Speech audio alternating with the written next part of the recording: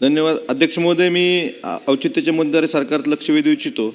दरवर्षी हजारो तरुण अग्निवीरच्या माध्यमातून आपले संरक्षण दलात सेवा देत असतात. अध्यक्ष महोदय, या वर्षीची पहिली बॅच अग्निवीरची हे नोव्हेंबर 26मध्ये सेवामुक्त होते. आपल्या महाराष्ट्रातील जवळपास 2839 अग्निवीरांचा त्यात समावेश आहे आणि त्यापैकी फक्त 25% जवानांना उत्कृष्ट कामगिरीच्या आधारे परत त्या ठिकाणी सैन्य दलात घेतलं जाणार आहे. परंतु अध्यक्ष महोदय, उर्वरित 75% तरुण म्हणजे जवळपास 2129 तरुणांना सेवेतून मुक्त केलं जाणार आहे. यांचं पुनर्वसन करण्याची जबाबदारी ही राज्य सरकारची आहे. अध्यक्ष महोदय, यासाठी राज्य सरकारनं कर्नल दीपक ठोंगे समिती स्थापना केली होती, परंतु अद्यापपर्यंत या समितीचा अहवाल सादर केलेला नाही.